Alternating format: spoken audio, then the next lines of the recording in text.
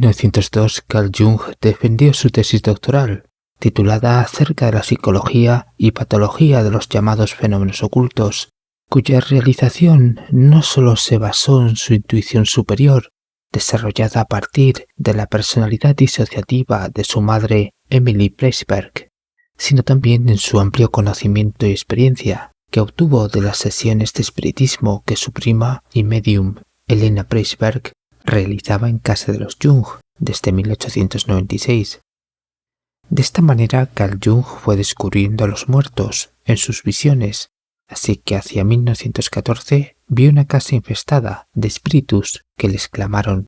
«Hemos regresado de Jerusalén, donde no encontramos lo que buscábamos». Estos muertos le manifestaron que habían ido a Jerusalén a rezar en unas tumbas sagradas. No obstante, el viaje fue un fracaso, porque tal vez las tumbas ya no existían.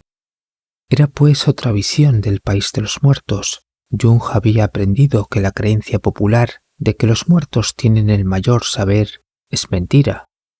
Igualmente, la corriente espiritista de convocar a los muertos para conseguir conocimiento es falsa, o en el peor de los casos, los invocados eran entidades que se hacían pasar por humanos, pues estos, según Jung, no saben nada, ni están conscientes en el mundo de los muertos, tal y como dice Salomón en Eclesiastés, y así lo confirma también Homero en la Odisea. Cuando Odiseo desciende a los infiernos, los muertos se reaniman tomando sangre de los animales sacrificados por Odiseo,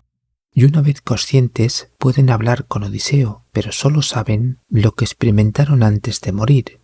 Así sucede con Aquiles y su madre Anticlea. En cambio, el adivino Tiresias, favorecido por los dioses, aún conserva su espíritu en el Hades, y eso le permite continuar conociendo el presente y futuro de los vivos. Por tanto, salvo excepciones, las almas de los muertos solo saben lo que sabían en el momento de su muerte y nada más. De ahí los esfuerzos de los muertos por querer saber qué está ocurriendo en el mundo de los vivos, intentando penetrar a través de los sueños, porque en el país de los muertos hay unas almas perturbadas que continúan aferradas a las emociones existenciales, y otras almas persiguen alcanzar en la muerte el nivel de conciencia que no hallaron en vida. Por cierto, un poco antes de las visiones del país de los muertos, Jung experimentó un hecho vinculado a la pérdida del alma en 1913, pero esto solamente los pondrá en el Círculo de Eranos en 1939, cuando presente su libro sobre el renacer, en el cual describe la desaparición del alma, un hecho frecuente en sueños y mitos de los pueblos primitivos, donde muchas historias mencionan la pérdida del alma por culpa de la magia, o el robo por parte de demonios, o su secuestro post-mortem. Pero lo que le interesa a Jung es la desaparición del alma mientras su portador aún vive, y esto conecta con la tradición chamánica, donde un caso típico de enfermedad es provocado por el robo del alma, por una entidad metahumana o por otras causas.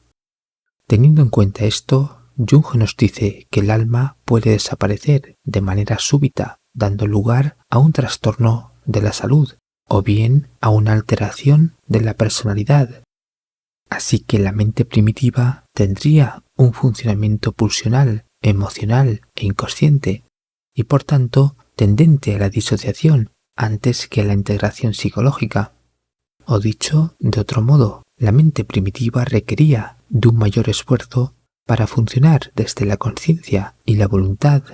al situarse de un modo más próximo a los contenidos del inconsciente. Así pues, la mente antigua se movía en estados de conciencia de baja intensidad, lo cual permitió a los antiguos acceder a los mitos y a otros contenidos del inconsciente colectivo.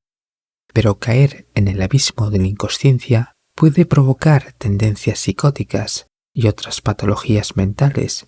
pues mirar en el inconsciente implica la producción de una visión, y esta manera de contemplar era natural en la antigüedad más remota. Precisamente los primeros visionarios del inconsciente fueron las sacerdotisas de la diosa madre, los chamanes y más tarde los iniciados de las escuelas de misterios,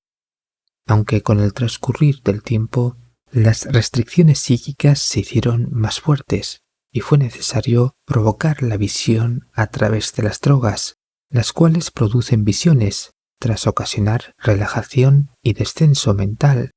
Y según Jung, esto se ha comparado también con la pérdida del alma en los pueblos primitivos.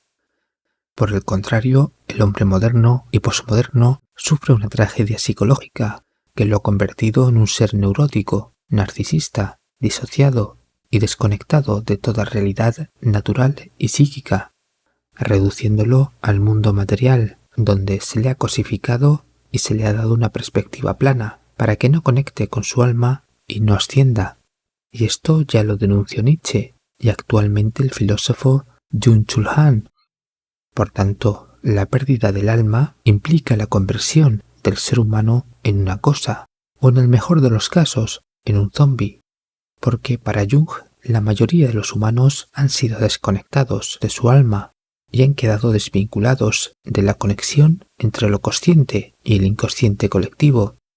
Para ello se han utilizado numerosas operaciones psicológicas, tecnológicas y de otra naturaleza que han provocado esa desconexión y por ende la desaparición del alma, regresando ésta al país de los muertos,